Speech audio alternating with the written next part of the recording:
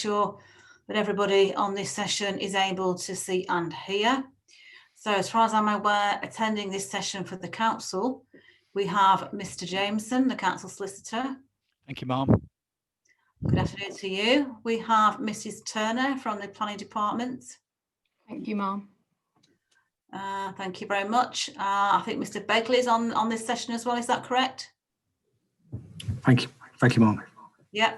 Good afternoon to you, Mr. Begley. We have Mr. Nick Pleasant from NJL. Thank you, Ma'am. And we also have Mr. Gareth Finch from Peel Holdings. Ma'am. Okay, I think that's everybody. Right, so as all parties have been present at other hearings, I don't intend this session to go through my opening comments. I think we're all aware of how we operate in this virtual environment. Just before we kick off though, are there any questions from anybody about how we're going to proceed this afternoon? No, good, that's excellent. Thank you very much. So this afternoon session, matter 9, we're looking at town centres and town centre uses, policies 19 to 24, and the site allocations at TC1 through TC4. Initially, I want to start with policy 19, where we're looking at the network and hierarchy of centres. And I'll ask the council initially to start off our discussion on this topic to outline, has the retail hierarchy that's being proposed, is that supported and justified by the evidence? So I'll turn to Mrs. Turner. Thank you, Ma'am. Yes, the assessment of retail network and hierarchy background paper, which is evidence-based reference EB-RT2A,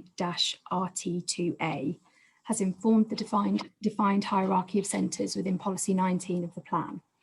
The background paper developed criteria to reflect the National Planning Policy Framework definitions and the Joint Core Strategy, and assessed all existing and proposed retail areas across the borough, according to the amenities they currently or are expected to offer in the case of the planned new centres. The assessment identifies Corby Town Centre as the main town centre within the hierarchy, which is the focus of higher order facilities and retail investment in line with the adopted Joint Core Strategy, followed by district and local centres, which include proposed new centres and sustainable urban extensions and other strategic developments. Okay, thank you. That's a good introduction. Looking at the policy, in your assessment, how did you view the out-of-centre retail locations? We did take the out-of-centre retail locations into account, and we have undertaken individual assessments for these, where we have taken account of the amenities they offer and listed these against the definition in the framework. So they've formed part of the assessment work, and alongside any other centres where they've met the definitions, they've been classified as such. Okay, and what were the conclusions in that regard? The conclusion, out-of-centre retail parks, I mean, in particular, it's Corby Retail Park is the main retail park within the area. The assessment for Corby Retail Park, which is called Phoenix Parkway within our document, is on pages 49 and 50 of that background paper. This explains that this site is characterised as an out-of-centre retail park comprising large-scale retail uses, occupying warehouse units, and then we go on to say that any further expansion should be in line with policy 12 of the JCS. Okay, thank you. So I'm sure you're aware that there has been representations in relation to the hierarchy, and in particular in relation to Corby Retail Park, but in general terms, in terms of out-of-centre retail sites, what's the council's view in terms of the core strategy policy and national planning policy? Where do they fit into the hierarchy?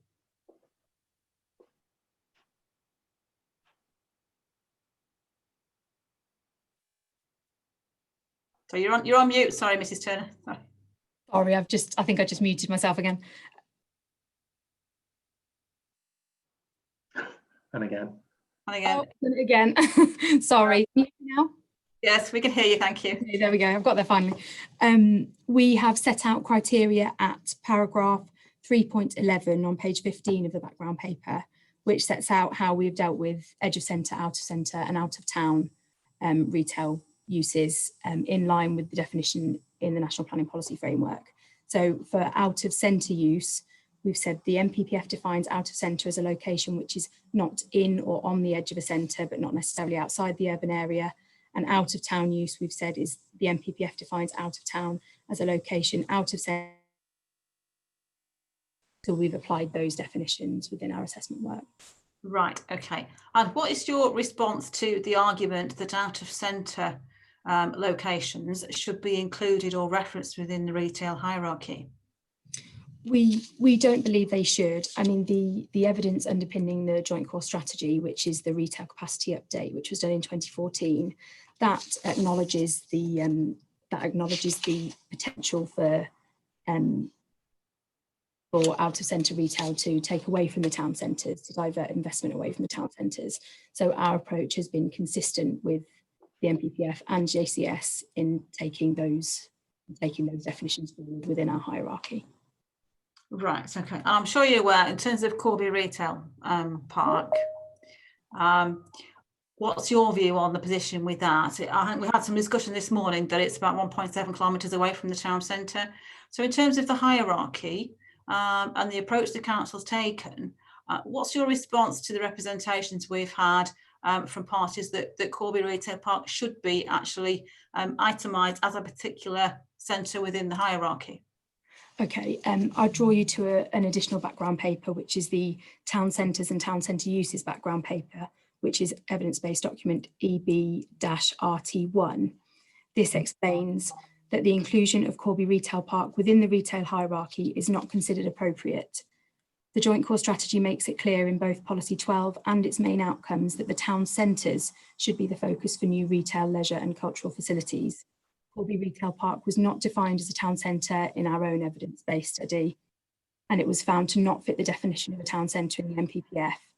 We consider that the retail park is characterised by large-scale retail uses and draws much of its trade from car-borne users. On these grounds, it was recommended to not form part of the retail network and hierarchy, and proposals for town centre uses would be subject to the sequential and impact tests.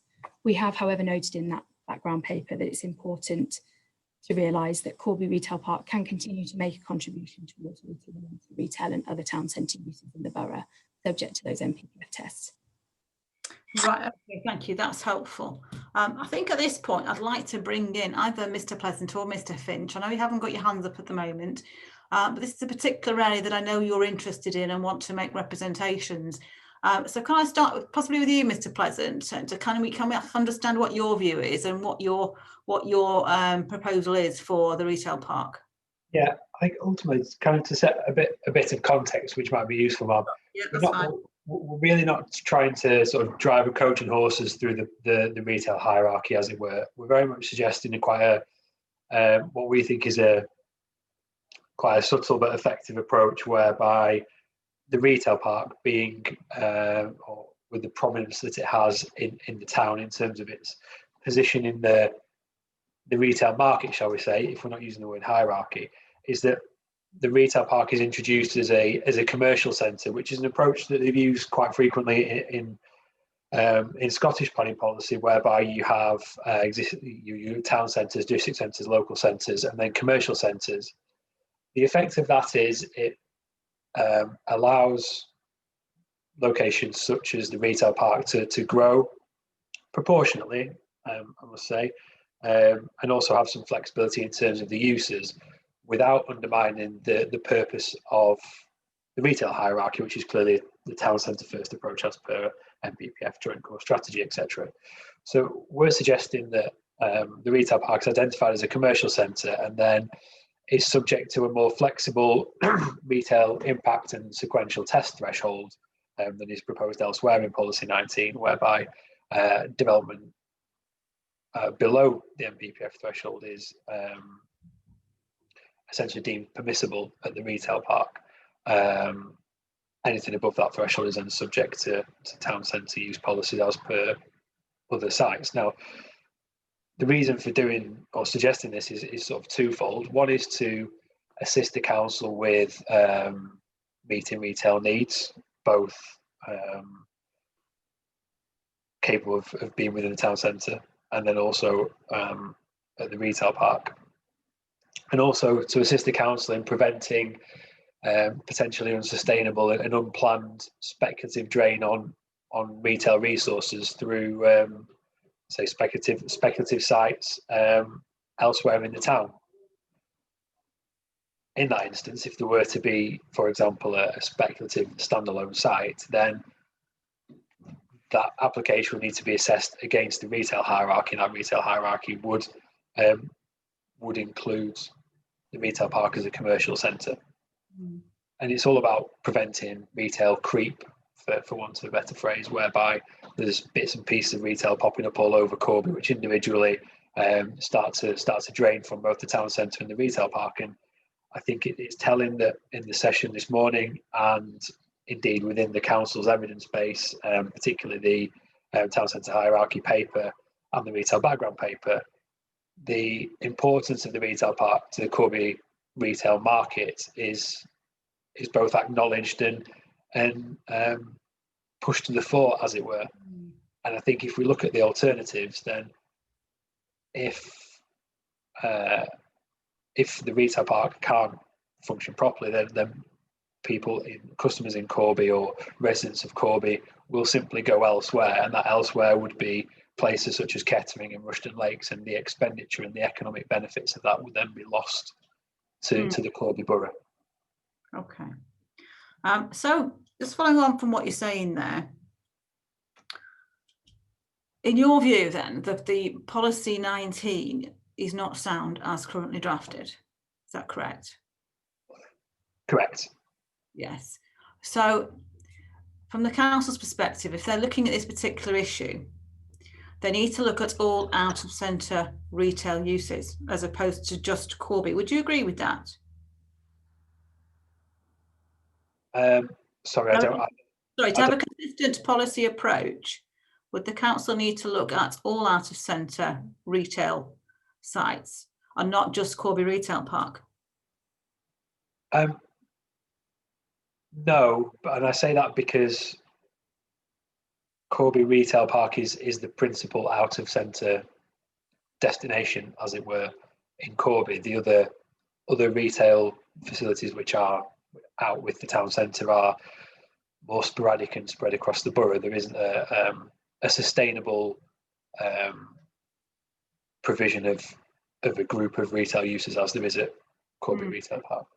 Okay. So I think hence the suggestion of having the retail park and only the retail park as a commercial centre, which. Right. It's interesting you referenced Scottish planning because clearly we're not in Scotland. Yes, no, I appreciate that. It was simply as an example of how this approach is being used. No, that's helpful. Thank you. Can I turn to Mr. Finch then, please? Yes, thank you, Ma'am.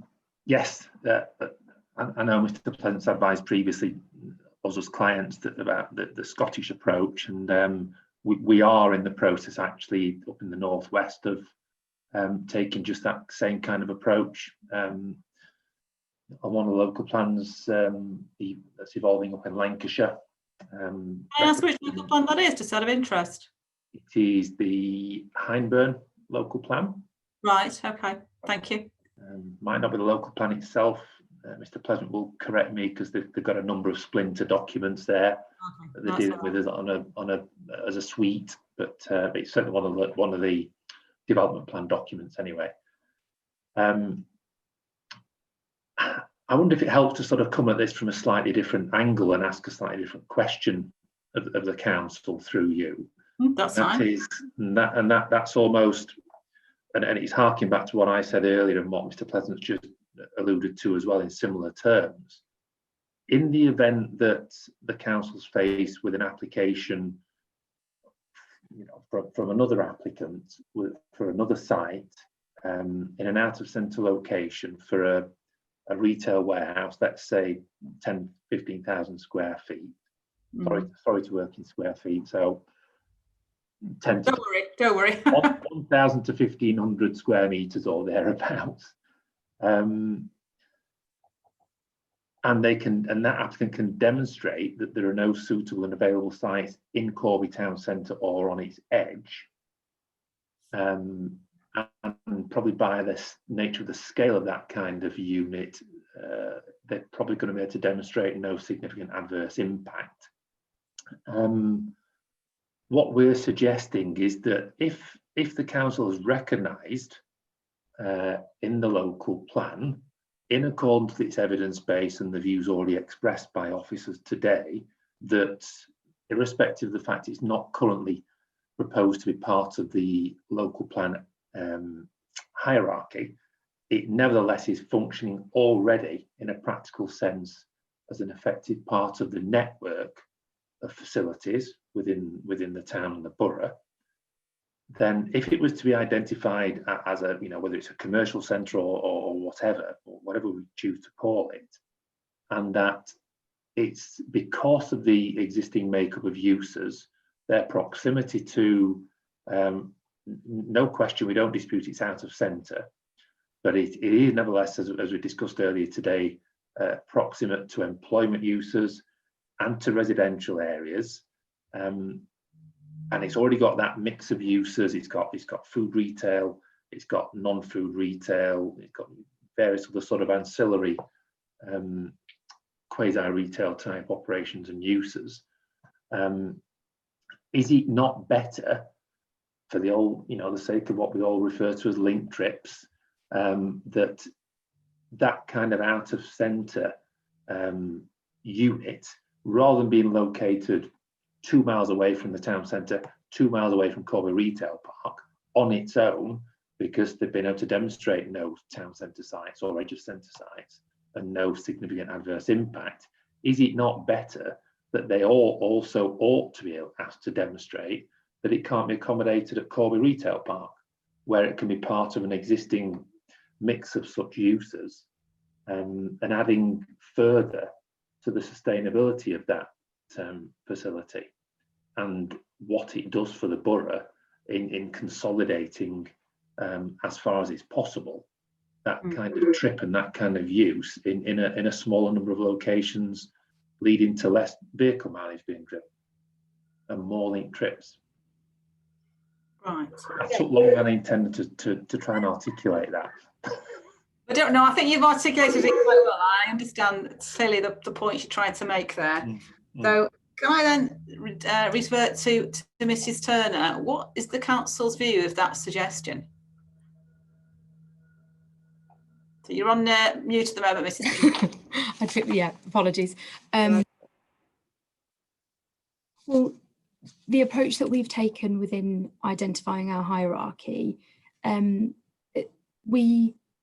the evidence, within various of the evidence-based documents, we've acknowledged the role that Corby Retail Park plays alongside the town centres, but we just don't support its inclusion within the network and hierarchy, as this could undermine the vitality and viability of the centres, which is ultimately the reason for identifying the retail hierarchy in the first place. So the approach that we've taken is consistent with the Joint Core Strategy, which the main aim of Policy 12 is to maintain, enhance and support the development of the main town centres. And I think particularly the Corby Town Centre, I mean, we discuss it later in some of the other questions in the same matter. The regeneration of Corby Town Centre is still a council priority.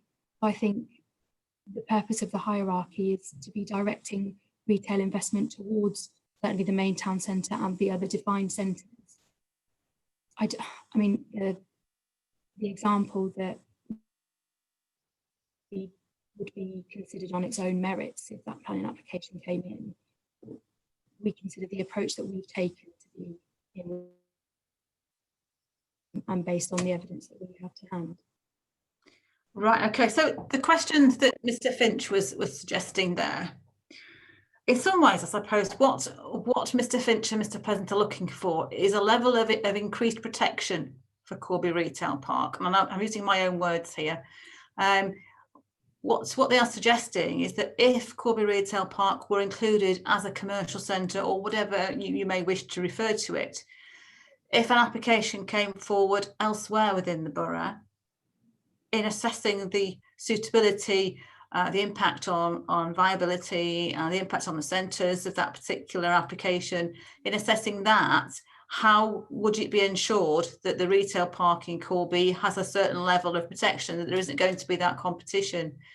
In assessing the appropriateness of another development, how would the retail park in Corby be assessed in that process? I think the short answer is that we don't feel that it's necessary to give it a separate commercial designation, based on we're applying the definitions within our criteria. There's nothing to separate. Whilst we acknowledge that it plays a role and development has come for a long time, we don't believe it warrants separate policy protection. We believe that would come forward within the market if it were going to come forward anyway. We don't believe that it warrants specific policy protection within the overarching national framework and the joint core strategy framework that already provides. Okay, so what protection does existing policy give to Corby Retail Park? If it doesn't need protection through policy, or new policy, shall we say, within the Part 2 plan, what level of protection would it have through the core strategy and national policy? No, apologies, that's confusing. I haven't worded it very well. We consider it doesn't fit within the definition within the hierarchy, therefore doesn't warrant special protection. Right, and would you use the same argument for any other out of centre location within the borough as well? Yes. I appreciate they're a different scale, potentially, but it's the same principle. Yes. Yeah. Okay, Mr. Pleasant, do you want to come back in here? Thank you, Ma'am. I think there's a couple of points I would just like to make in response to that. I think obviously town centre investment in Corby is key, and we're not ignorant or oblivious to the efforts and progress, should be said, being made in the town centre to bring about change, not least through additional floor space, but also softer measures, public realm, etc., etc. And we're not looking at the retail park as an area where we are going to deliver significant change which directly competes with the town centre. It's all about managing change and having flexibility at the retail park to ensure it remains fit for purpose, and that can come forward without affecting the ongoing investment in the town centre, or any future significant investment proposals for that matter. And I think what that does is, by ensuring the retail park remains fit for purpose, it, to an extent, that also prevents retailers looking elsewhere in Corby, or indeed worse still, outside Corby, and thus there being a loss of retail and a loss of economic development from the borough. By giving some protection to the retail park, you prevent a potential sort of dispersion of retail across the borough, which is the point that Mr. Finch was making earlier. That would it be? I almost sort of read Mrs. Turner's comments that, well, it's a dog eat dog world, and if there's another out of centre location, then the retail park has to deal with that. But in that instance, you wouldn't be protecting the town centre anymore. You would be consenting additional out of centre floor space when potentially the retail park could accommodate that floor space without resulting in a net increase of out of centre space in the town centre, if you see what I mean. If you work through the example that there's a 1,500 square metre unit proposed on the very edge of the town, there's no sites in the town centre which can accommodate that, and that retail unit results in a direct loss of a tenant from the town centre. All that's happened there is that a tenant has moved further out of the town centre, and you've still got a vacant unit in the retail park, and there's a net uplift in out of centre retail across the borough. So that instance potentially further undermines the retail hierarchy than giving quite a neat commercial centre designation for the retail park, which allows change to be managed, I think, is a good way of putting it. I think what Mrs. Turner was trying to say really is that in some ways, if an application came forward on another out of centre site, rather than on Corby Retail Park, rather than it being a dog eat dog world, what she's really trying to say, I suppose, is that the market is what's important here, that a market influences may well mean that another location sets up with retail uses. If that doesn't, if that is not inconsistent with core strategy and national policy, it doesn't have, following the evidence, it doesn't have an impact on the vitality and viability of the existing centre of Corby, then why should that not be permitted? Should the market just accept that? Is that not how it would work in reality, in the real world?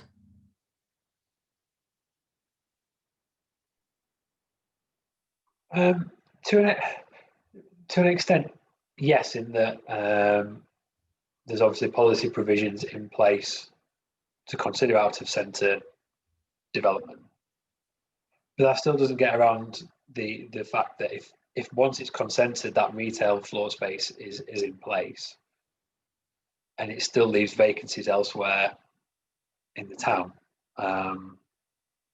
If that answers the question you're getting at. Sorry if I've misunderstood. No, it's okay. I'm just really sort of suggesting that the market has a role in here, rather than just policy protection.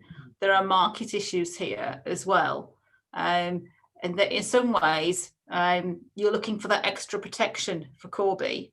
And when we recognise that the Corby Retail Park is an important facility supporting the town centre, in some ways I think you're looking for that level of extra protection, which I think, I don't want to put words in the council's mouth, but I think what the council is trying to say is that clearly they would apply the relevant development plan and national policy in terms of any out of centre development that should come forward. But there's always going to be a level of market adjustment, and the council and planning policy shouldn't be interfering in the market. I don't think having that policy necessarily interferes with the market. It allows growth to be promoted and managed in a sustainable way, which is of the benefit for the borough as a whole, and means that development can be directed in existing accessible locations. So why doesn't existing planning policy provide that management of change, in your view? In terms of national policy or the core strategy? National policy and core strategy policy, yeah. Development plan policy in the round, put it that way. Because I think there is perhaps a perception that all out of centre retail is a bad thing, when in fact it serves a purpose in many towns across the country. It's important to have out of centre retail destinations. You know, there was mention made about Corby Retail Park being car dominated, and yes, people will drive to the retail park, but you know, people will also drive to the town centre. It's the nature of how people travel as much as the nature of the retail. I think protection of out of centre isn't something which has ever been, from my understanding, ever been actively considered in terms of national policy, and you will always have local policies following the national policy. That doesn't mean to say there isn't scope to take a slightly different approach. And like I said at the start, we're not trying to rewrite the retail hierarchy or drive a coach and horses through it. As I said before, it's just a minor tweak, as we would think, to the proposal. Okay. I realize that Mr. Finch wants to talk, so I shall stop. I'm going to bring Mr. Finch in now. Yeah. Yes, Mr. Finch. Thank you, ma'am. Yeah, I mean, obviously it's one thing for the evidence base to, buried away as it is inevitably, particularly after local plan's been done and dusted, to have recognised the importance of this facility. But should it not therefore be the case that the local plan ought to carry through that recognition and in some way reference it and some way take it into account? And at the moment, I'm not sure it does. So it's all well and good, you know, saying, well, it's okay because we take account of it and we recognise it was in the evidence base. Well, that's no good to us in 2 years' time when the local plan's adopted. And I'm just a very, very careful choice of words here. I would characterise it that we're looking for reasons relating to sustainable development, and by that I mean concentrating uses as closely together as they possibly can be and realistically can be in planning and spatial terms, so that they can better interrelate and collectively avoid the need to travel greater distances, particularly by car. So it's really with that overarching aim in mind that we're suggesting a slightly more refined approach, perish the thought, than you know, what a very broad brush national policy approach currently takes. So, you know, why not carry through into the local plan some means of recognising and referencing the acknowledged importance and value of the facility, particularly in the way it can contribute to sustainable shopping patterns, and give it a preference, not a protection necessarily, a preference. It's got to make sense in terms of sustainability and linked trips and minimising the need to travel, the sporadic locations scattered everywhere, to get as much of this space consolidated into one place. But it's for that reason that we say more under the sequential type approach that gives preference than a protectionist approach under the impact test, that we say what there are benefits, and I can't see the harm at all, or any contravention and contradiction with policy nationally or within the JCS for other sort of speculative out of centre locations to, if they've succeeded in demonstration there's no in or edge of centre locations and sites within Corby, to then also have to demonstrate that there are no such sites within the Corby Retail Park demise. Because if there are, then it's got to make better planning and land use sense in terms of sustainability objectives for that to be the next best location. I don't know if that helps. Yeah, no, that does help. But I understand exactly your position and where you know, your approach and your thinking on this, and that is helpful actually, just to put it in that slightly different context. Can I bring the council back in, Mrs. Turner? Having just heard those comments from Mr. Pleasant and Mr. Finch, what's your view? I think obviously Peel Investments have provided representations at all stages of the plan making process. And I think in our representations to them, we've acknowledged that in our responses, to their representations, we've acknowledged that Corby Retail Park is an established out of centre location. But it does have it has a large amount of open retail floor space.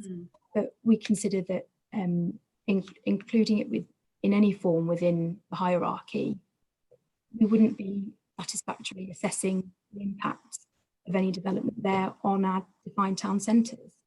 And that's the purpose, in line with the joint core strategy, which seeks to maintain the vitality and viability of the identified centres. The purpose of the hierarchy is in applying that policy as well. So I have very little to add, I think, other than what I previously said, which obviously is within all of our evidence-based documents. Yeah, no, that's helpful. I think it's an issue that really I need to go away and consider very carefully, bearing in mind the representations from all parties on this particular issue. Well, I think we've given this quite a good go over the last few minutes. I want to move on slightly now to look at the actual retail impact threshold that's suggested within Policy 19. And the rationale and the basis for that. I mean, you're proposing in here Corby Town Centre a 400 square metre gross floor space threshold, and for district and local centres 130 square metres. So can we just move our discussion into why you feel that that is justified? Okay, thank you. The council has prepared the threshold for retail impact testing background paper, which is reference EB-RT3. This has been prepared in line with the planning practice guidance. Paragraph 15 of the town centres and retail section of important considerations in setting a locally appropriate threshold, which have been taken into consideration within the background paper. Now, specifically, the targets, the thresholds themselves, these are based on, well, the average unit size within Corby Town Centre is 351 square metres, with only 20% of the total units being above 400 square metres. Now, although the town centre exhibits low vulnerability against the town centre's health assessment, it is considered the town centre is susceptible to lost trade nearby out-of-centre retail sites. It is considered that out-of-centre development could undermine the continued regeneration of Corby Town Centre, as required by Joint Core Strategy Policy 12. The threshold of 130 for the district and local centres, the majority of the existing district and local centres have average unit sizes between 100 and 200 metres squared. The vulnerability of the district and local centres is mixed, but all have a relatively low number of units, and it is considered even the loss of one unit could significantly impact their economies. As such, we consider a threshold of 130 square metres to be appropriate, which is obviously towards the lower end of those average unit sizes. So that's our reasoning behind it. Right, okay. I've got a couple of questions for you on that. In terms of the district and local centres and the threshold of 130 square metres, I think I asked the question whether that was too onerous for small schemes. And in that, I was thinking, not in terms of the viability of those particular units, but in terms of the actual practicalities of a very small unit being required to then undertake, or the applicant being required to undertake a retail impact assessment. So my question to you is, do you feel that there is an issue there in terms of requiring a particular unit or an applicant in relation to a relatively small unit in a district centre? Is it too onerous to require them to undertake that type of assessment? I think from the council's point of view, we acknowledge that would have to be a proportionate assessment, which would be determined on an individual case basis. So that's something that the applicant would obviously help with what they provide within their application. So we don't consider it to be too onerous. Given the average unit sizes, it's going to apply to a number of units in these centres. So we don't consider it to be too onerous, because it would have to be applied on a proportionate basis. Just remind me, does the supporting text, does that make that clear that it would that retail impact assessment will be proportionate to the scale of the proposal and the size of the unit, I don't believe it does, no.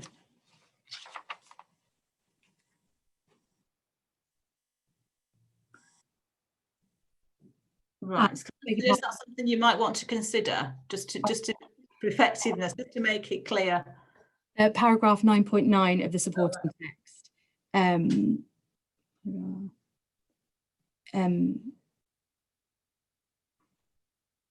Oh no, not yeah, no. Okay, that's perhaps something that we could look at then. Okay, right, that's fine. No, it's just the point about proportionality. I mean, I agree with you. The approach is correct. It's just ensuring that the actual supporting text to the party local plan is clear for effectiveness reasons, really. Yeah. So I'll leave that one with you then. Okay, thank you.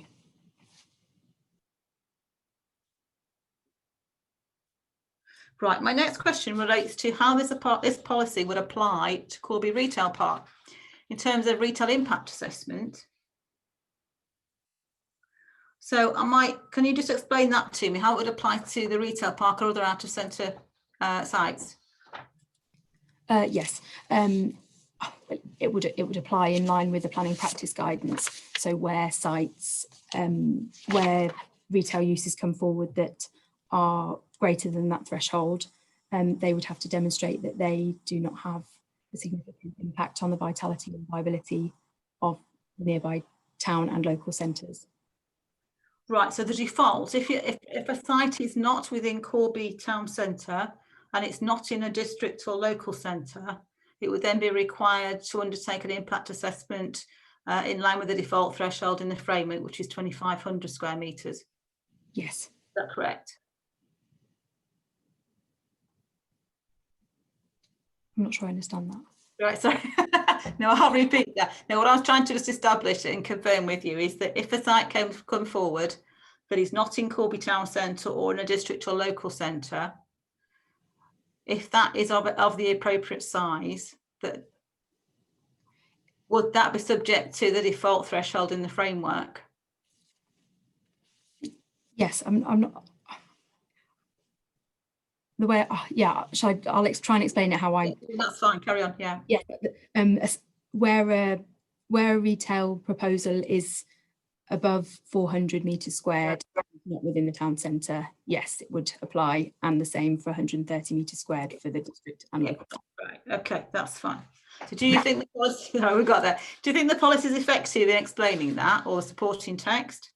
Yes, I believe we've proposed a modification to make it more consistent with the wording in the NPPF. Right. Okay, that's fine. Okay, that's okay with that one. Right. Okay. So, right. I don't think there's anything else I need to mention on policy 19, unless there's anything else from Mr. Finch and Mr. Pleasant. In which case, I think I'll move on to policy 20 then. Sorry, if I could just make, sorry, Margaret. Sorry, go on. Make just a few comments in terms of the. I didn't interrupt before because I think our hearing statement sort of covers questions 2 and 3 in your MIQs in kind of in a single way. Right. I think, notwithstanding our our primary position, as it were, that the retail park should be identified in the hierarchy. If it were not to be identified in the retail hierarchy, then we would have some concerns with a threshold as low as 400 square metres. I understand what the council is saying about unit sizes being proxy for the threshold, but I'm just struggling within the evidence base to see where there's talk of impact on vitality and viability, where the evidence of that impact has been to date, where out of centre retail has clearly and expressly had an impact on the vitality and viability of the town centre, or prevented the investment coming forward. Because I think that's also an interesting point, but I would say others can disagree, an interesting point just to explore in terms of the actual effect of out of centre retail in Corby, with the fact that there's a 2,500 square metre threshold at today, based on the JCS and NPPF. Right. Okay, Mrs. Turner, do you want to respond to that, please? Yes, certainly. Figure 3 of the threshold for retail impact testing background paper, which is EB-RT3, that does provide local evidence that demonstrates recent out-of-centre retail developments in Corby Borough have fallen significantly under the NPPF threshold of 2,500 square metres. And we consider that if the council were to rely on the NPPF threshold and this trend continue, then it is possible that most future out-of-centre retail proposals would not. Sorry, I've got the wrong bit. This could result in the vitality and the viability of the centres being undermined. So that's really what we've taken it based on past sites that have been given permission outside of the centres. Right. Okay. Right. Thank you. That's helpful. Mr. Pleasant, do you want to come back? Your hand's up again. I think in all fairness, ma'am, I think Mr. Finch's hand was raised before mine, so I shall let him have his moment on the podium, having already had mine. Okay, that's fine. Thank you very much. Then, Mr. Finch, then you're in the hot seat again. Yeah. A couple of observations, really, ma'am. I know there's reference to the fact that there are a good number of units within Corby Town Centre that are of relatively small unit size. That's no different to any other town centre that's governed by national policy. The majority of units in any town centre of this kind of scale are going to be towards the smaller end of the range. I don't think that is any reason for Corby to be a special case, particularly for a threshold that is so massively below the default threshold. We're not just talking at the margins here, we're talking a huge reduction. And again, similar, the other point is, I don't think it's at all peculiar to Corby that there will have been some, over the last few years, smallish scale retail developments outside the town centre. That's why the cumulative impact test is there in development management, and that deals with that very point. So if there comes a point in time when, well, we've had 10 proposals now, and this is going to be the one that breaks the camel's back on a cumulative basis, that avenue is open to the council under existing policy, without the need to slavishly introduce or introduce a very low threshold that everybody then slavishly is going to have to adhere to. And I think you're right to remind the council of the word proportionate. I think that's that's the real key point in this. Right. Okay. Thank you for that. Mr. Pleasant, is there anything further you want to comment on following Mr. Finch? No, that covers the points that I was planning to cover, just in terms of actual evidence for impact on vitality and viability from the Okay. referred to. Right. Thank you very much. Then I'll go back to the council then. Mrs. Turner, is something you want to comment further?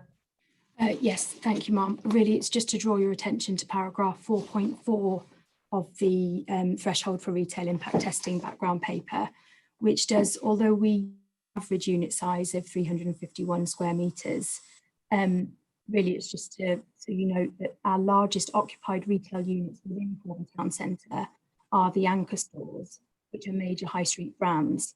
They include TK Maxx, Primark, Home Bargains and Argos, but none of those exceed the 2,500 square metre threshold within the NPPF.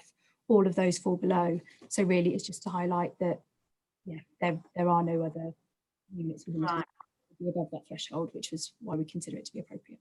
Right, okay, all right, that's lovely, thank you very much. Right, am I able to move on, Mr. Finch, Mr. Pleasant? Mr. Finch, you still got your hand up? Yeah. It was, again, it's just a general point, Ma'am, about I'm not sure of the direct relevance really of the size of units in Corby Town Centre in respect to the impact test. Obviously, it's a big consideration when you're looking at the sequential approach. One of the things you've got to do is to look at the availability or otherwise of and suitability of units and of a certain size, or sites that can accommodate units of a certain size. I'm just not sure of the relevance to the impact test of what the size of units are in the centre. Right, do Mrs. Turner, do you want to respond to that just briefly, please? Yes, I probably have very little to add, but we did say we base it on the average size of the units and whether we can how vulnerable we consider the centres to be to loss. So yes, and we did say that a lot of the centres other than Corby Town Centre have very few units, so we consider that any loss could really affect their economies. Okay, all right then. I think I've got everything I need in terms of this particular aspect of policy 19. So I think, as I said, I want to move on, if I can, to policy 20, which is change of use of shops outside defined centres. Can the council start us off our discussion on this one, just to give a little bit of background of the approach they're taking and why they are suggesting this in the drafting of this policy? Okay, thank you. Policy 20 seeks to support the sustainability of communities by ensuring that local shops are protected, especially local services in local communities. The assessment of retail network and hierarchy background paper identified a number of shops of neighbourhood significance that were not classified as town centres under the NPPF definition, but provide important services and community facilities for local people. The policy is consistent with paragraph 92 of the NPPF, which requires plans to guard against the unnecessary loss of valued facilities and services such as local shops, particularly where this would reduce the community's ability to meet its day-to-day needs, as well as policy 7 of the Joint Core Strategy, which also supports the safeguarding of existing community services. Right, okay, thank you.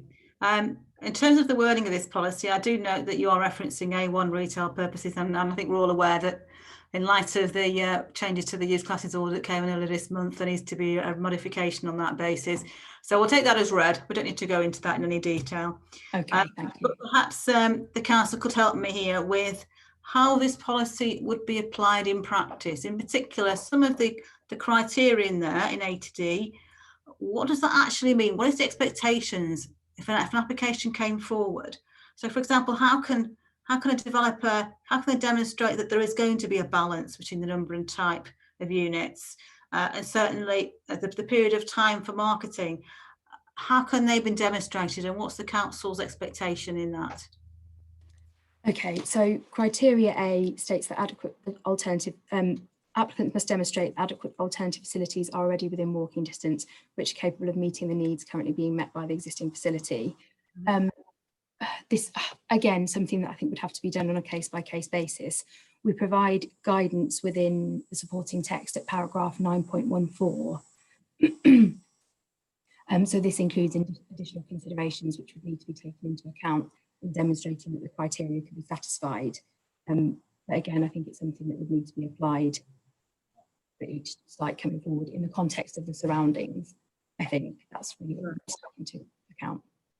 Okay, I think that the phrase walking distance, it can mean different things depending on the particular people. I mean, an older person may not be able to walk as far as a fitter younger person, for example. So how would the council assess that particular element?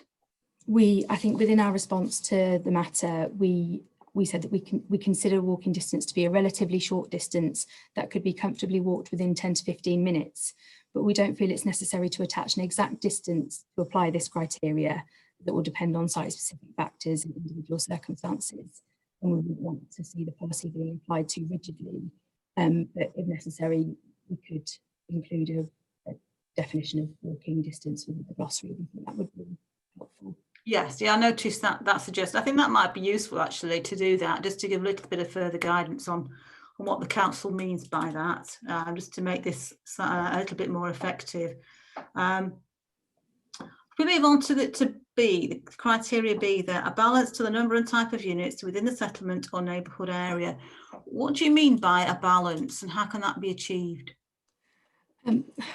We say in the supporting text, the composition and distribution of retail uses locally, a balance, depending on the makeup of what's within the local area.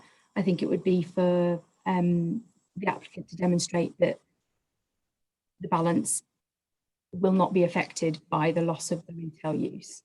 So again, something that would need to be done would depend on the circumstances. So, yeah, depending on the proposals coming forward, it would be for the applicant to demonstrate that to us. Do you think the policy is effective the way it's currently worded? Do you think it could be clearer, so that a developer could understand better what you're trying to achieve in terms of a balance? I'm not sure. I think the original, apologies, I was briefly talking to a colleague. I think the original, the information behind the policy for how it's evolved, we did have comments at a previous stage about trying to limit the prevalence of hot food takeaways, but obviously we didn't have enough evidence at the time, so it was trying to amalgamate that with this so that it served two purposes. That doesn't answer the question that you asked, does it? It does to a degree, but I think we'll leave it there. I understand the council's position, and I've got the hearing statement that has come forward as well from yourselves. Can we just move on then to the marketing period? Property being marketed for its current use for a sufficient period of time, and then there's further explanation of that within paragraph 9.14, which suggests that marketing period should be a continuous period of 12 months. So what's the rationale for determining a 12-month period rather than 6 months or any other period? I think we felt that this was a realistic period within which that you would expect for the market to have taken up the use. Maybe it was more that seemed appropriate. Why did it seem appropriate? I know I'm putting you on the spot here. It seemed like a realistic time frame to expect the market to have taken forward the site in its current form. Right, okay, I'll leave it there. Kind of, Mr. Pleasant, you want to come in on this? Thank you, ma'am. Should we say apologetically raising my hand because I'm slightly stepping back to previous questions, but it was just to pick up something mentioned in terms of, in the context of policy 20, that there's a need for, shall we say, protecting facilities that aren't within a centre but perform valuable functions. And you can probably see where I'm going with this point, but I don't see that that's particularly different to policy 19, and that's all I probably want to say too greatly on that without backtracking over all the issues, but just to kind of flag that. And then in terms of policy 20, it was really just to question the types of change of use of shops in its broadest sense. Are we talking about almost like local community shops, which are now covered under the new use classes order? I think it's F2, one of the subsections within there, where it has a size threshold for the users, walking distance, predominantly selling essential goods, food, etc. So Yes. there's already, are they the types of shops we're looking at, rather than shops in the general sense where you could say, well, you can't somehow change the use of that at the retail park because it's a shop and it's not within 1,000 meters of a similar facility? That it seems a bit counterintuitive in terms of the approach. So the first point is around protection of out of centre, and the second is just how that policy applies to the larger retail facility. Okay, well, I think if I could come in here, I think that the key point here is really the rationale to this policy, and certainly the first line, where it's looking at small scale retail serving the day-to-day needs of local neighbourhoods, and that's what this policy is all about. Does that answer your question? Probably so, yeah, in terms of if there's a focus on small scale, perhaps so. It's just making sure that's properly kind of defined and it isn't somehow used as a secondary means. No, I think it's clear in the policy, and that is what it relates to. It's those very small scale local convenience stores that serve those individual local neighbourhoods. Yeah, okay, all right. Thank you. Mrs. Turner, is there anything you want to add to that? Not really. I think we've covered most of it within our statement, but really the evidence that we have points to there being a number of these neighbourhood significant shops. So yeah, this was really what we were trying to do with the policy. Right, okay, that's all right then. In that case, I think we'll move on to policy 21, which looks at primary shopping areas. And I guess the question here again is the policy effective and consistent with the framework and the joint core strategy? So perhaps I'll ask this to the council, Mrs. Turner. Yes, the council's approach to defining the primary shopping areas is consistent with the definition within the National Planning Policy Framework and follows on from and supports the joint core strategy in seeking to concentrate retail development within these areas. The JCS considers that proposals for change of use or redevelopment within primary shopping areas will be permitted if the proposal adds to the attractiveness of the centre and does not lead to the predominance of A1 retail use being particularly undermined. Policy 21 is clear in supporting proposals within the primary shopping areas that will add to the attractiveness of the centre and not undermine retail provision. Further criteria is included to make clearer what is meant by adding to the attractiveness of the centre. The policy is considered to be clear to all parties and consistent with the NPPF and JCS. Okay, all right, thank you. I think a couple of questions that I asked in my MRQs in relation to this, again, really it comes back to definitions, I suppose, and an understanding of exactly what the council's expectations are and how this policy would be applied in practice if a planning application came forward. And again, to just really be clear to any potential investor or applicant to what exactly is the requirement is that they need to meet. What are the tests of the policy effectively? So in that regard, the second bullet point here looks at avoiding an over-concentration of a particular non-A1 use, which risks undermining the vitality and viability of the town centre. What do you, in your words, what do you mean by an over-concentration? How would you measure it? How would you use that in assessing a planning application? Okay, we did consider including a percentage within here. The evidence that we use to inform this, we said that in order to add to the attractiveness of the centre, development should avoid an over-concentration of a particular non-A1 use, which risks undermining the vitality and viability of the town centre. Within paragraph 6.6 of the town centres and town centre uses background paper, we explained that we undertook survey work in May 2019 which shows that Corby Town Centre is in good condition, with Yeah. 73% ground floor A1 retail use. Yeah. We considered that including a percentage figure within the policy would be overly prescriptive. That's the approach that we took. We wanted it to be flexible enough to respond to changing circumstances. Okay. So in terms of primary shopping area, we're only talking about Corby here, aren't we? No, there are other primary shopping areas. There are other, yes. Yes. So in those other primary shopping areas, presumably, are they under greater pressure? Have they got a position where you've stated that Corby has 73% ground floor A1 uses when you looked at that in May 2019? Are some of the other primary shopping areas, are they more challenged in that regard? Have they greater pressure for the loss of A1 uses? I think we've acknowledged that some of the condition of some of the district and local centres is mixed within the borough, and with low numbers of units, really wanting to see retail concentrated within those areas, particularly within the primary shopping area, which is the retail core of those areas. So that was really our purpose as well.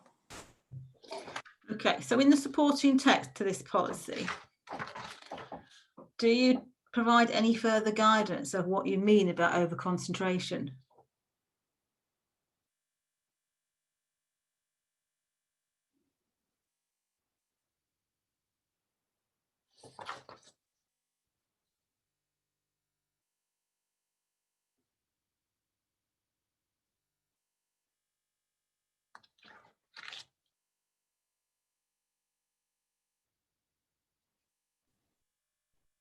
I think what we're doing is taking further the approach that's in policy 12 of the joint core strategy. So although I think we've acknowledged in our matters that the modification to align our wording, I think that the second bullet point was really to add more detail to policy 12. That's our purpose. I mean, yes, I mean the two go hand in hand to a degree, because the first sentence of the policy 21, I know you're looking to suggest a change in that should state not to critically undermine the predominance of A1 retail use, and the bullet point really just takes it from the other perspective and saying avoiding an over concentration of non-A1 uses. So the two go hand in hand to a degree, I think. Interestingly, since submitting the plan for examination, we've had one or two applications come forward for small retail units where we have commented against this policy, and we've found it quite helpful in setting out our requirements within comments based on this policy. Right. Okay, that's probably all I need to ask on that then. I think we've covered those particular areas. That's fine. Okay then. So the only other question, there's an issue.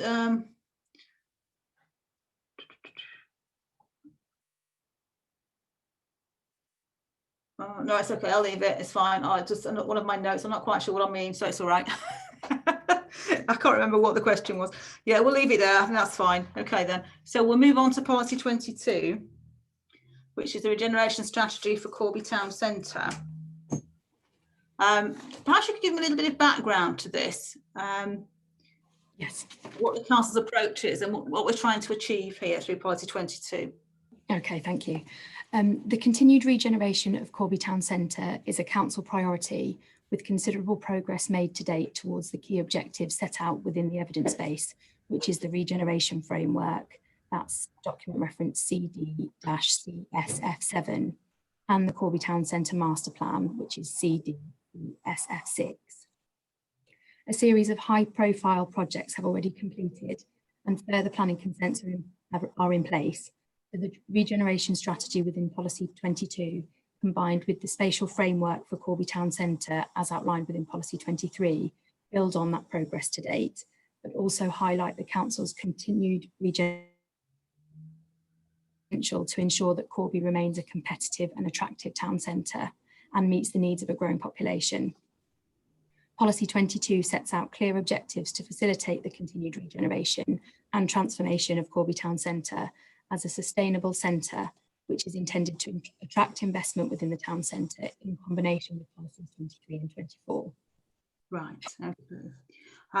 Thank you for that. I noticed that the council are looking at some wording changes, and you're putting those forward in your suggested alterations.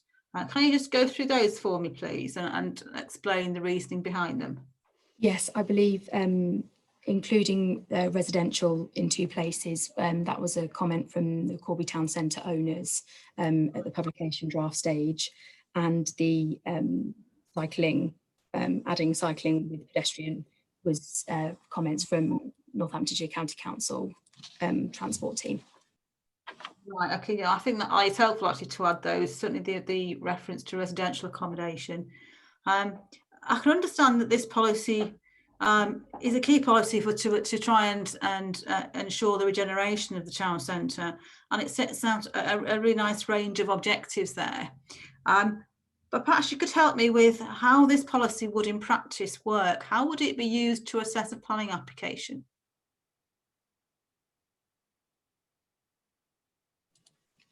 I suppose I think it would be taken similarly to the spatial framework, in that we've set out the regeneration principles based on the evidence that we have that we've evolved now through the plan making process for how we would like to see the town centre develop in the future. And obviously it is still a high priority for the council, but really it's just trying to put those plans into a policy for our vision for the town centre. Right, okay. I think my concern with how this is drafted in terms of soundness is that the policy itself says there are objectives, there are a series of objectives that it sets out. It is in effect a statement of objectives rather than a policy. I mean, how would a development proposal be judged against all these objectives? Which the problem I've got at the moment is that I don't think it's necessarily clear or sufficiently clear how effectively written that policy is, so that when an application comes in, what is the expectation of a developer? How are they going to meet those objectives? Do they have to demonstrate that they achieve or work towards those objectives in the development that they're proposing? That's my concern with it at the moment. Okay, I take that on board. I think we saw it as more of a facilitating policy. This is, these are our regeneration aims for the town centre from where we are now. I take on board your point. Yeah, I understand that. I'm just trying to I support the objectives to regenerate the town centre. That is a very laudable approach. My only concern in terms of the effectiveness on how the policy is written at the moment is that it reads fine. Yes, I can see all these objectives, but if I'm coming forward with an application, what do I need to do? How would that policy apply? I mean, how can you use the policy, for example, to support a refusal of planning permission in terms of the way it's currently drafted? For example, it could say development proposal will be judged against these objectives. And that might be a way to overcome this, to make it more effective, so then you can then apply the objectives to a development proposal that comes forward. Okay, I think that is how we saw it being applied. So yeah, that does make sense. Yes, I don't think that we've got very much distance between us on this, really. It's just how, when you read the policy, understanding how it could potentially be used in a development management world. Mr. Pleasant, do you want to comment? Yeah, it was just really to back up your thoughts and approach, ma'am, that just to make sure that the policy is properly worded, so it can't be used sort of as a backdoor means of refusing development, particularly retail development, which is entirely acceptable in accordance with other development management policies. So, if it complies with sequential impact, then it shouldn't then be refused based on the fact that it doesn't deliver regeneration in Corby Town Centre, because it goes without saying that if we're developing in the retail park, then we're not developing in the town centre, but that shouldn't be held against us in any way. Yeah, no, that's fine. Okay, thank you very much. Okay, that's policy 22. I don't think there's anything else I wanted to reference on policy 22. So we'll move on to policy 23 then, spatial framework for Corby Town Centre. So again, I'll go back to Mrs. Turner. Can you just introduce this policy, a little bit about the background to this, please? Yes, thank you. Policy 23 and figure 9.1 within the plan outline the spatial framework for Corby Town Centre, which is intended to highlight particular design issues and aspirations for developers and designers, guide and encourage them to fully grasp the opportunities available to improve connectivity in and around Corby Town Centre. Policy 23 sets out clear criteria requiring proposals in the town centre to make a positive contribution to the implementation of the spatial framework. All proposals that come forward in the town centre should give due consideration to the spatial framework and apply the opportunities in a proportionate manner, irrespective of their scale or nature. The policy builds on the place shaping agenda that underpins the Joint Core Strategy, as well as reflecting national guidance and best practice. Okay, thank you, that's helpful. According to my notes, there is a modification to policy 23, is that correct? That you're suggesting? Yes, to refer to the National Design Guide. Yes. Okay, right, that's fine. That's okay. So in terms of this particular policy, then I think one of the questions I was asking in the MIQs was whether this policy relevant to all proposals that come forward in the town centre, irrespective of their scale or their nature. In particular, how could, you know, a very small scale extension or a single unit possibly, how would that contribute to some of those quite significant elements within that policy? It's just that understanding of approach, I think.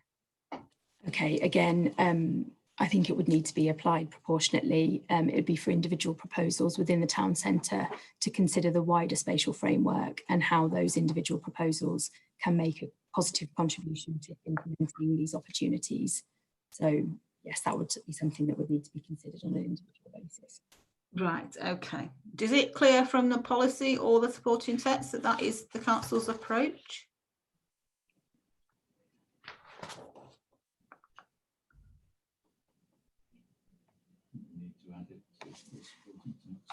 I don't think it's perhaps sufficiently clear at the moment, so that's perhaps something we could add.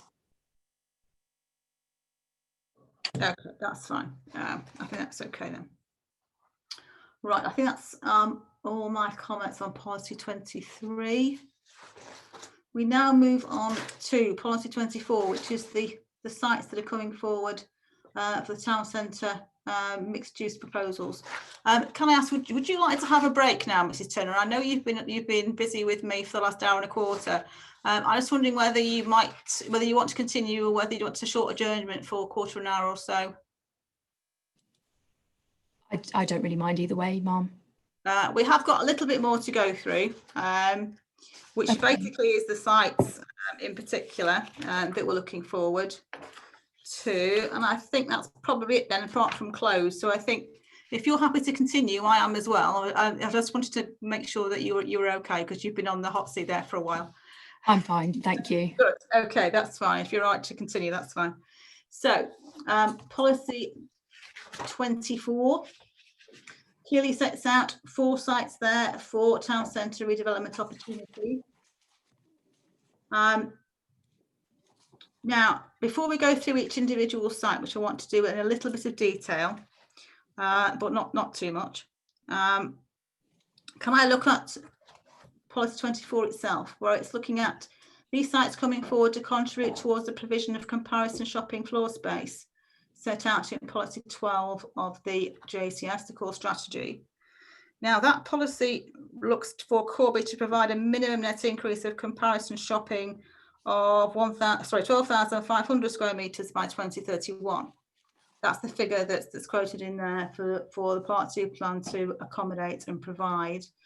So can I ask, would it be appropriate in your view for there to be a greater guidance within the policy in terms of each of these individual sites of what they should be required to provide in terms of that retail floor space, so that you can ensure that that figure of 12,500 square metres is achieved? I think based on the recently completed retail capacity study, which we commissioned in response to your initial questions. The retail studies in document EB-RT5. That looked more closely at the retail floor space figures for these sites, and I think we agreed that Parkland Gateway, which is policy TC, Yes, that's right. wasn't capable of accommodating any of the retail floor space.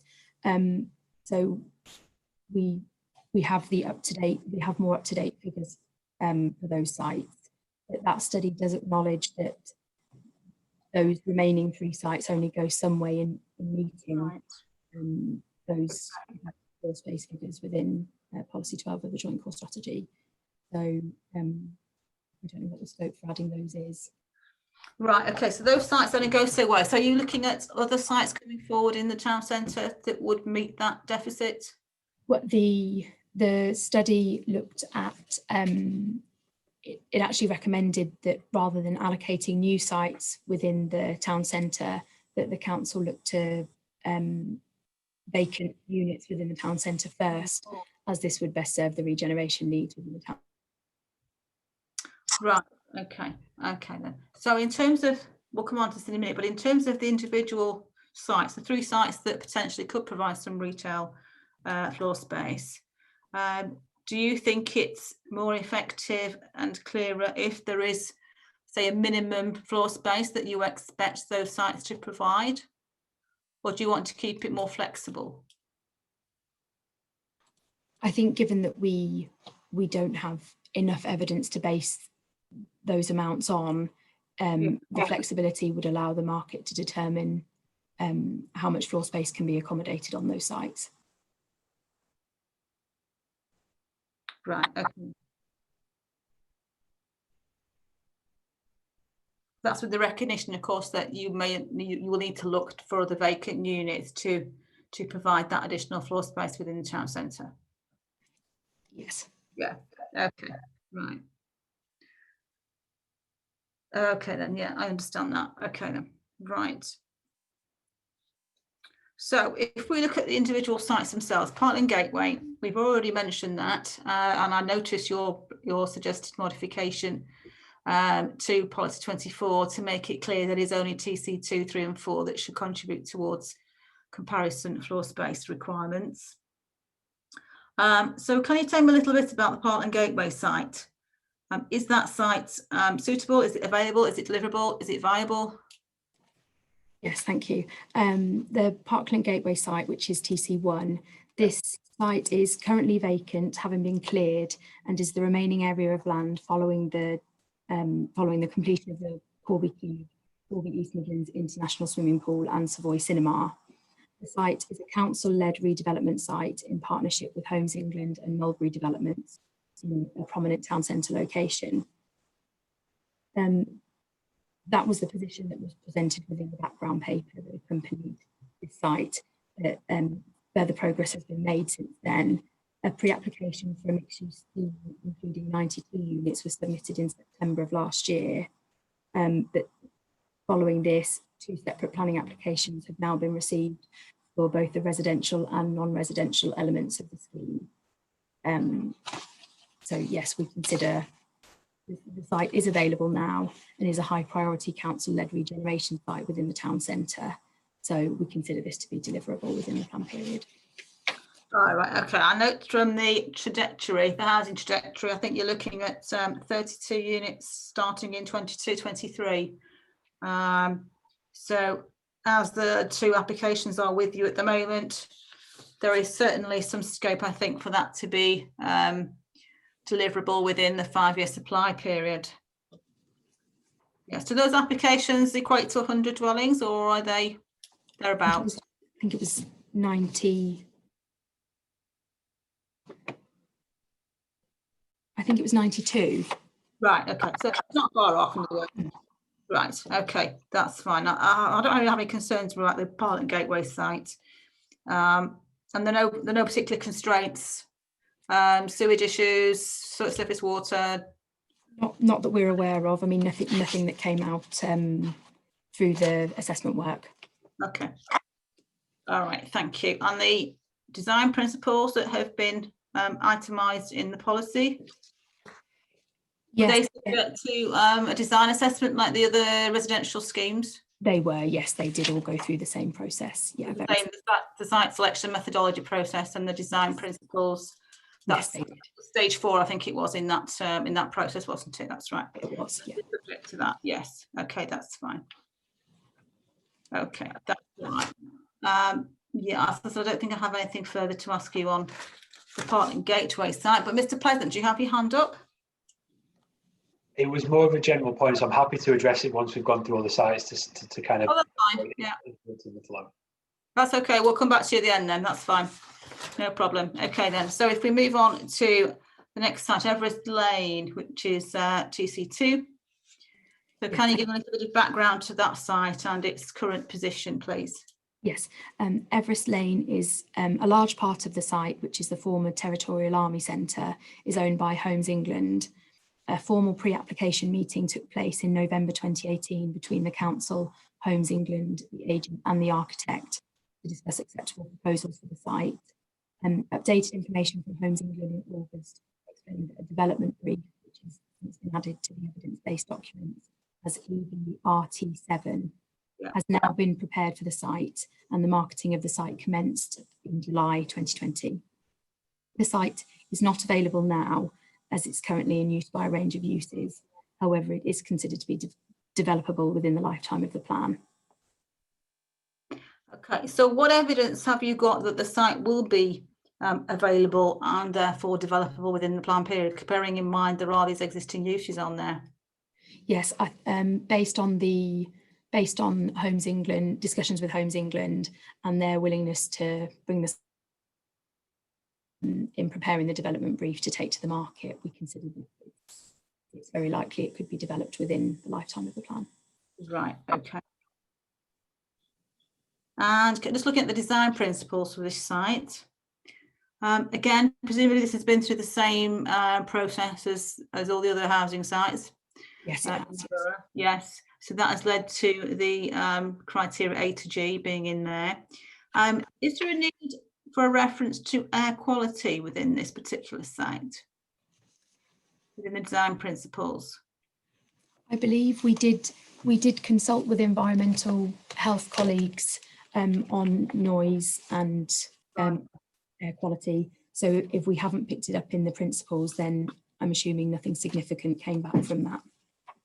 Yeah, noise is mentioned there. The last one, G, noise attenuation measures. We having said air quality assessment could be part of the pre-application checklist anyway for a development, depending on its content. And So, I think we do say in the supporting text that any technical studies would have to be provided with the plan application stage, which covered off all of those. right. Okay. I note in the first sentence of the policy that it's subject to viability. Are there viability issues on this site?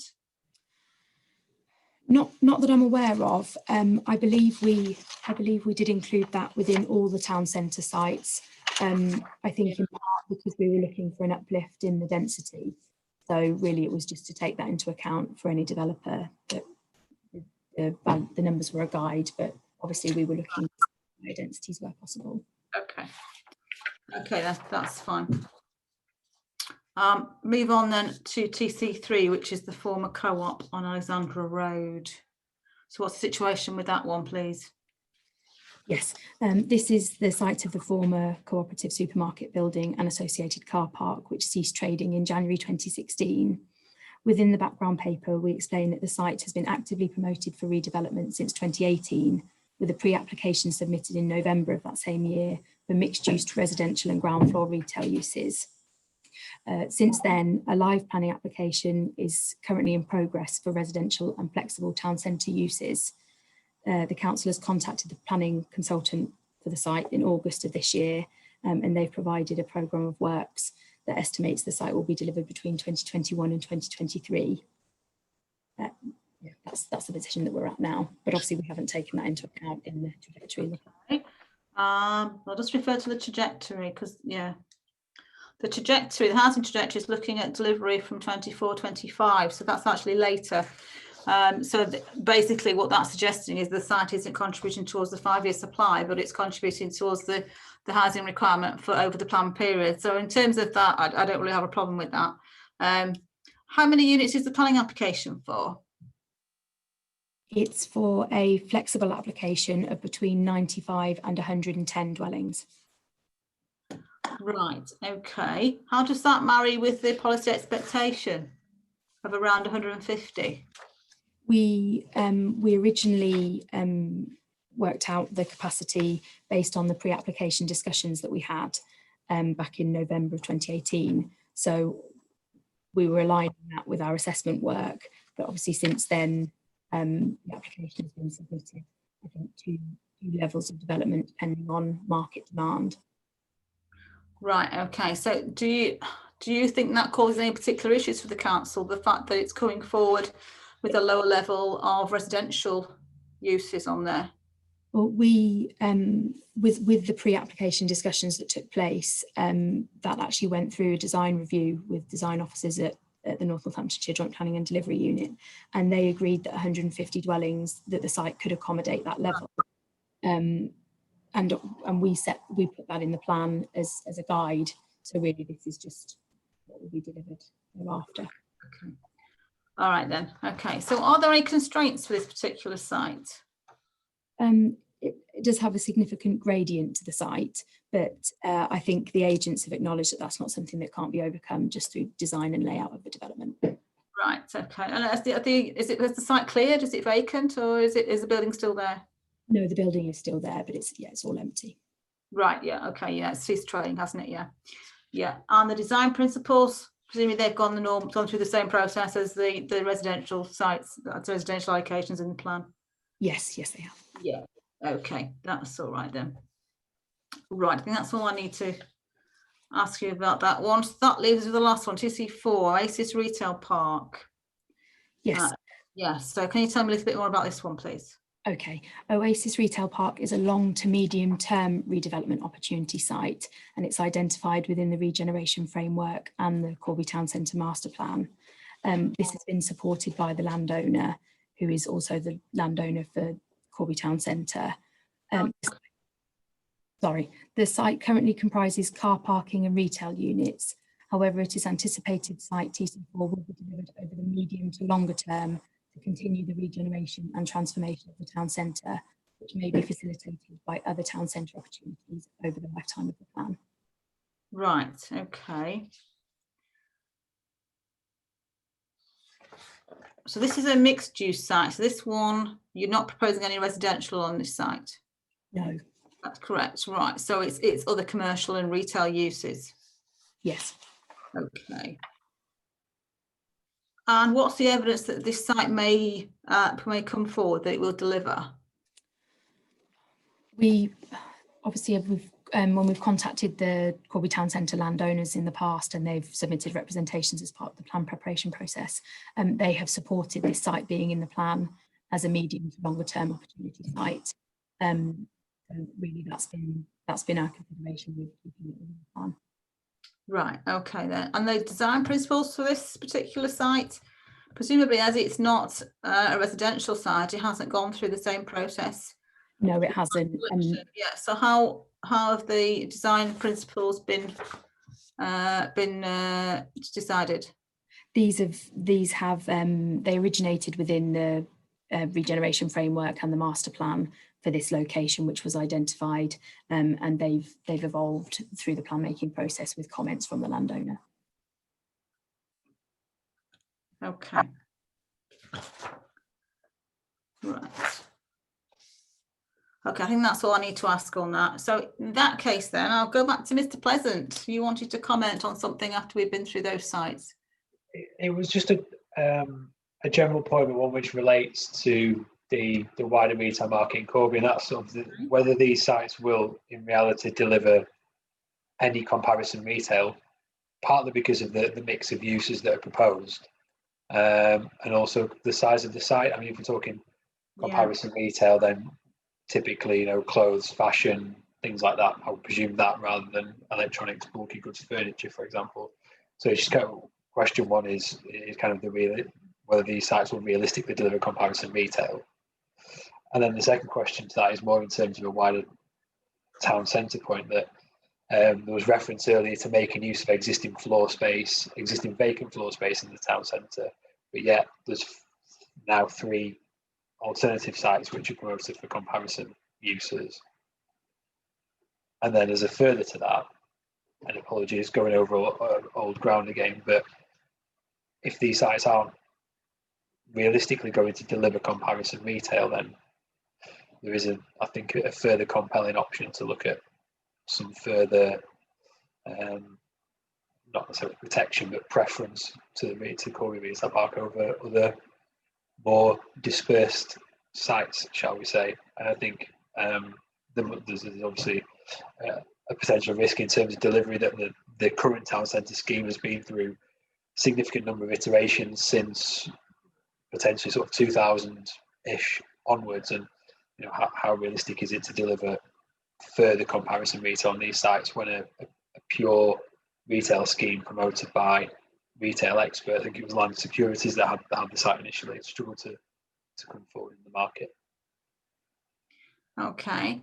Can I ask Mrs. Turner then, do you want to respond to that? What's your view in terms of the evidence that you have and the discussions you've had with landowners? What's your view on how realistic it is that these sites will be able to deliver retail floor space?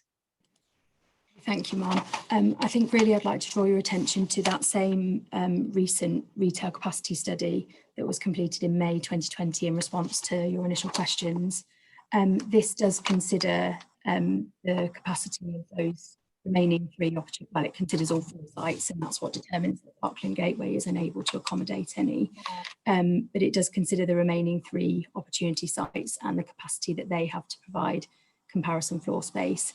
But I think the report also highlighted, well, I'll read apart from paragraph 4.5.1, says, given the state of the current retail market, the allocation of further sites for retail development above the identified opportunity sites presents a potential risk of undesirably diluting the retail offer of the town centre when capacity presently exists within the existing town centre stock.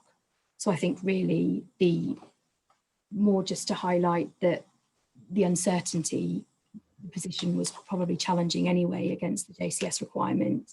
With current circumstances, the situation is probably quite unknown, and really any full review will be undertaken as part of the new North Northamptonshire strategic plan. So really, we're not looking to preempt that. That's really my only comment. Right, okay, thank you. In terms of the size of these 4 sites, they are a variety of sites. You've got 0.98 hectares for Parkland Gateway, 0.89 for Everest Lane, 1.15 for the Oasis Retail Park, and 0.84 hectares for Alexandra Road. They are relatively small sites. If they're coming forward as for mixed uses, particularly 3 of them with residential elements to them, so what is the expectation in terms of how much retail floor space they're going to be able to provide? And are they going to be viable because of that small scale? I think given their town centre location and within the design principles, really we would be expecting to see some ground floor mixed use and the potential for flatted schemes within or above those retail uses. So that's really our vision, which goes towards the regeneration. Right, okay, no, I think that's helpful, thank you. Right, Mr. Pleasant, do you want to come back in at this point? Again, I think Mr. Finch was being as the phrase goes, so we'll let him again have his time on the podium. Okay, that's fine. Mr. Finch then, please. Yeah, again, just to try and sort of almost independently try and assist. I think the point Mr. Pleasant was making and the question you in turn then asked of the council were about the realities of the market delivering floor space as opposed to the answer which was given, which was what the retail study says they could in theory deliver. Right. They're 2 very different things. And as Mr. Pleasant said, you know, we've been involved in this in Corby for long enough to remember the town centre scheme being owned by one of the biggest, most expert town and out of town retail developers in the country, Land Securities, and they could only take it so far before they bailed out. So I think it's wrong to continue to assume that just because they have got the capacity to accommodate some retail space, that the reality is that they will, and to continue to have a strategy that relies on that being the case. So I think there is an argument, more than an argument, to say that, well, you know, how do you best set up policies in order to deal with the eventuality that they don't? And this goes sort of full circle to what we were saying earlier. You know, it's not going to be very difficult for a third party site owner to be able to cite that history and persuade either the council or into, you know, ultimately an inspector in a Section 78 appeal that, you know, the reality is very different to what the policy aspires to, and that, you know, you know, it's the sequential approach is more than just, well, we've got an allocation on a plan and a line around the site. It's about exploring the true suitability and viability. And 15, 20 years of non-delivery tells a story. You know, that's the evidence. And I'm just not convinced the council's taking full account of that evidence in setting up how this local plan going forward will deal with the eventualities and the application of town centre first policies in development management. And I think they're leaving themselves very open to people being able to successfully argue that these town centre sites aren't for the foreseeable reasonable period under development management process to deliver retail space, and that they should therefore get a consent in some other sporadic location in the meantime. And that's precisely what we're trying to help the council guard against in seeking not protection of the retail part, but some preference for it. Right, okay, thank you for that. That's helpful, those comments. Mr. Pleasant, do you anything further you want to add? Just I would echo Mr. Finch's comments, which are those that I would make, and also just a minor observation, if I may, ma'am, on the Oasis Retail Park site. That the policy talks about a landmark building, which you would perhaps rightly or wrongly assume to be a building of some sort of scale, shall we say, which is prominent, and it seems difficult to deliver a mixed-use scheme without residential, but still have a landmark building somewhere on that corner frontage opposite the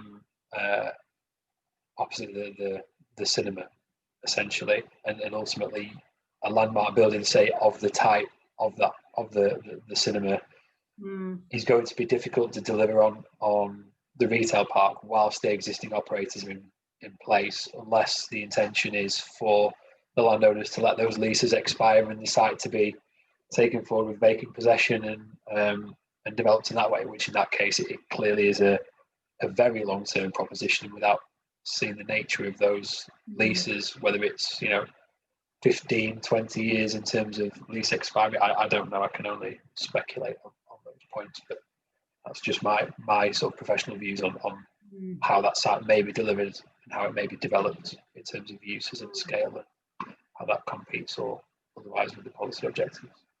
No, that's helpful, thank you. I mean, I think you're right, both yourself and Mr. Finch are right that there is a commercial reality here that we also need to have at the back of our mind, allied to the aspirations to maintain and to enhance and to regenerate the town centre, but that is part of the overall assessment to a degree.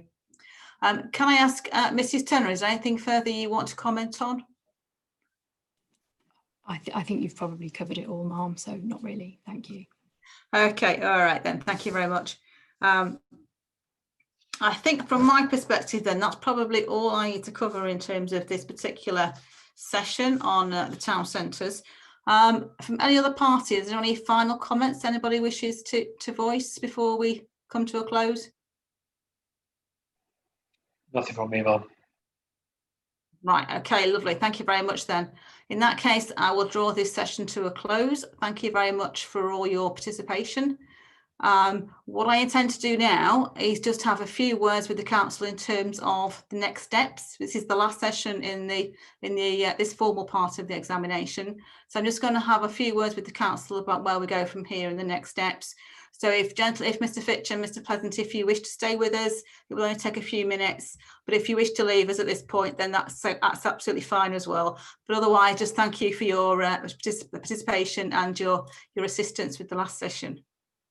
Thank you. If it's okay, I'd be interested just to hear what the next steps are. Just for my I will very much stay silent. Likewise. Okay, you're very welcome to stay with us just for a short period of time. Right, okay then. So where do we go from here? Right. During the last 3 days, I have asked the council to produce a schedule which itemises all the various pieces of work that I've asked you to prepare, various areas of modification that I've asked you to have a look at. So clearly, I'll be looking for you to get that typed up and then pass through to me via the programme officer over the next few days, probably next week. There's no great rush with it. Next week will be absolutely fine. So that will just really provide a checklist for us of all the additional work that I've asked you to do. Over the next few weeks, I will also be coming to Corby and doing some site visits. If there are any particular sites or anything in particular the council wishes me to have a look at, then please let me know via the programme officer. I intend to visit the majority of the sites that we've discussed over the last few days. But as I said, if there's anything in particular you think that I need to look at, then just please let me know via the programme officer. Right, so once I have all that information, my next steps really are to look at everything that I have read and I have heard throughout the examination so far. The next step is for me to produce a post-hearing advice letter to yourselves, which will set out my initial findings effectively. That will be as direct and as instructive as I can make it to enable to guide you on the sorts of things that I feel may need to be looked at again in terms of further modifications to the plan. Once you have assessed that and we have come to some agreement on our way forward on those issues, we will then be working towards main modifications. So I'll be looking for the council to work with me to prepare a schedule of main modifications and also any additional modifications and changes to the policies map, 3 separate schedules effectively, which once we have agreed the format of those and the content of those, will be subject to a further period of consultation for 6 weeks and also revisions in terms of the sustainability appraisal if that is necessary. We can agree the time frame and the scheduling for that main modification consultation, which will then, from that point, I'll be able to then to give you some guidance on the likelihood of when my report may be available and when you'll be able to then to take things forward from that point. So that effectively is the process from here and where we intend to go. Does the council have any questions with anything there before I formally close? Mr. Jameson. Thank you, Ma'am. It may help. We've had a discussion, obviously, about the timescale we think we will need to produce those extra items of work. We don't think it's going to take us more than a couple of weeks.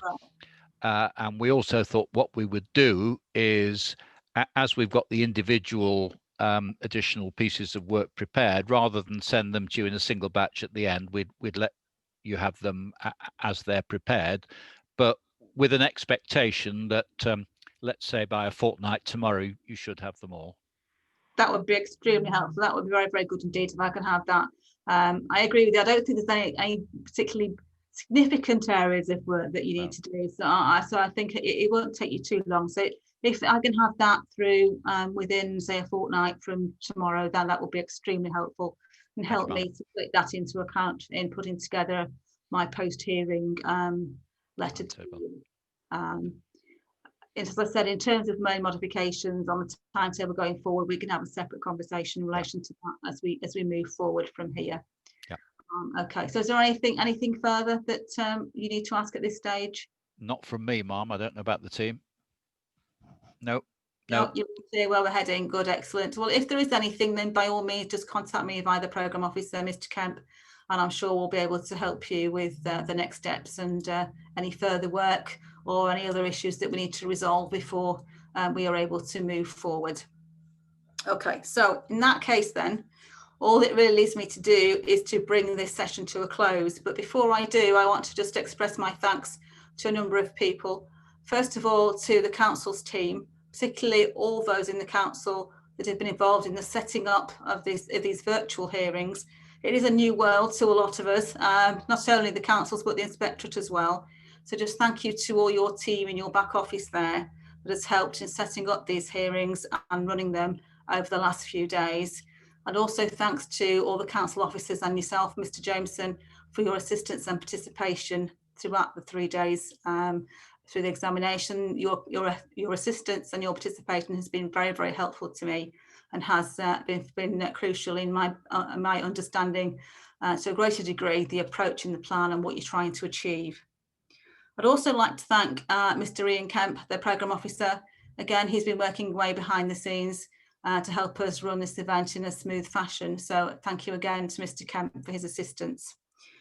So finally, I think that's all I really need to say. So I think now I can formally close the examination hearings. And just before you do that, Mum, can I just say on behalf of the team here, our thanks to you for rising to the challenge of the virtual world and for being so courteous and clear in your questions to us, which has certainly helped us in knowing what's necessary, and we really do appreciate your efforts, and indeed those of Ian Kemp, who behind the scenes has helped the whole thing work. So yes. Thank you to both of you. Thank you very much, Mr. Jameson. Yes, as I said, it is a new world to all of us having a virtual hearing, but we had a few hiccups along the way, but we've got over them. So I mean, that's the main thing, but the key thing clearly is that we keep the work streams moving, and then we ensure that all local plans can move forward to adoption, and that's effectively what we're trying to do through the virtual realm. So again, thank you very much for that. So finally, I think that's all I need to do now is formally close the examination hearings, and just thank you to everyone for your assistance and participation. So good afternoon to you all, and have a good weekend. Thank you. Thank you very much. Thank you.